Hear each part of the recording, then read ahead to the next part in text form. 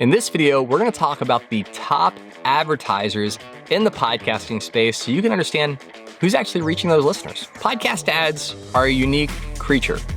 You have host-read ads with small brands that are reaching very distinct niche audiences, and you have large podcasts from established, known celebrities with name brands like Walmart and Amazon advertising on their show. So in this video, we're going to break down who the top advertisers are in the podcasting space, how that has shifted around a little bit, and what you as a creator or a brand can take away from these findings. So there's a couple different places that you can look at to find podcast advertising data that will show you rough numbers of what advertisers are spending on podcasts on a monthly basis. PodTrack is one, Magellan AI is another, and there's some other industry standards as well, but those are the two main ones where you can look and see what are brands spending their money on, how is that shifting around from month to month, and what does that mean for the podcast industry in general. And typically what you're looking for in the trends are established brands and players continuing to spend and grow their spending in the podcasting space? If so, that shows that there's improved traction and improved engagement on podcasting as a medium, as an advertising platform, and that if you are a podcaster, you can start to identify what types of brands might make sense for you to reach out to as a sponsor for your show. And so if you just pick any month in the year of 2025, you're going to see that among the top spenders are going to be BetterHelp, Amazon, Squarespace, and Walmart. Those are like the four heavy hitters that show up everywhere all the time. And that kind of makes sense because if you think about Amazon and Walmart, their customers are everyone. Anyone who shops, anyone who needs stuff, anyone who needs groceries.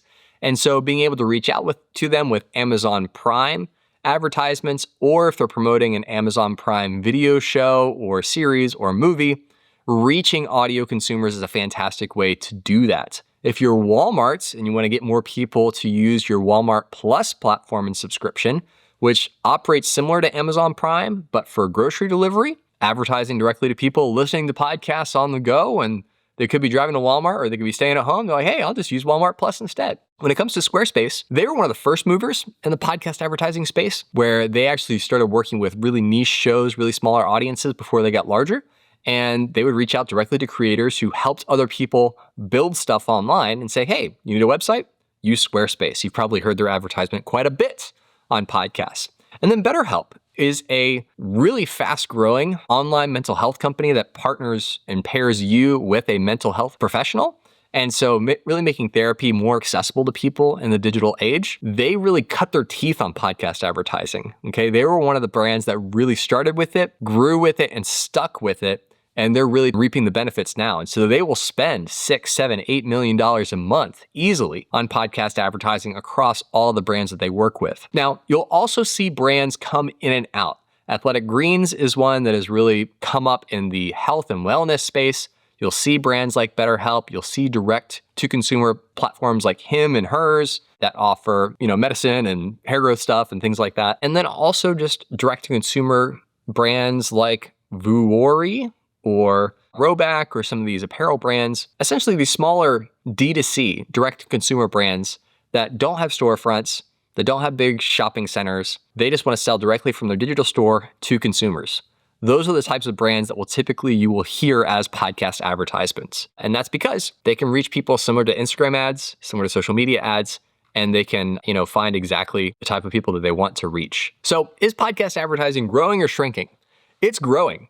I remember a couple of years ago, everyone in the industry was wondering, will we ever hit $1 billion in annual, advertising sales? And now we're into the multi-billion dollars. Now, that might seem like a lot of money, but compared to video advertising or radio advertising or print, it's a drop in the bucket.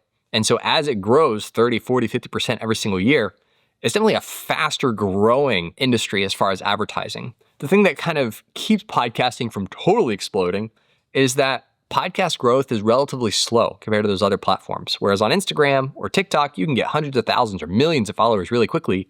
It's very, very difficult to go viral as a podcast. That's because when somebody chooses a podcast to listen to, they're listening to it a lot. And they only have a couple that they can listen to at a time. It's not as ephemeral, it's not as quick or fast food-like as social media content consumption. And so the reason that advertisers like it is because people develop a relationship with that podcast host, they trust them. The ads definitely work better on a CPM basis or cost per 1,000 impressions than social media ads and things like that because of that trust factor. But there isn't as much scale. That helps the podcasters by keeping the cost of those advertisements pretty high compared to how many people they're reaching. But that's why it's still relatively young in its infancy, but still growing. So you may be wondering, how much do brands actually spend on podcast advertising? Like, what's a reasonable rate that you can expect? It all comes down to what type of ad that they are running. So if they're running a dynamically inserted programmatic ad, that means that they have recorded the content themselves, they've uploaded it onto a platform like AdsWiz or something like that, and they're dynamically inserting it inside of podcast content. Those typically range between like $8 and $15 per 1,000. And you might think, that's pretty good. That's a lot better than you can get on YouTube for views with YouTube AdSense. And you'd be right. But again, podcasting, the audiences are typically smaller than video platforms.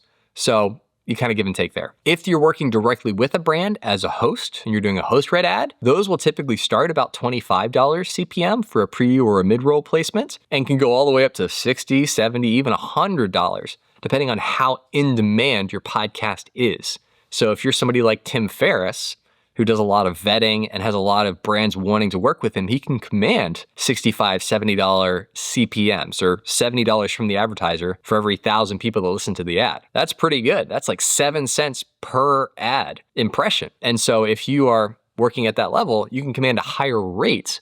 But even working directly with the brand as a podcaster, it doesn't take long for you to be able to make real money from some of these brand deals. And that's typically the range that you're going to see for podcast ads. Now, if you want to learn more about the future of trends in podcast advertising, learn more about some of the other brands that we didn't cover that are spending heavily in podcast advertising as well, you can go read our full blog write-up at audienselift.com/blog.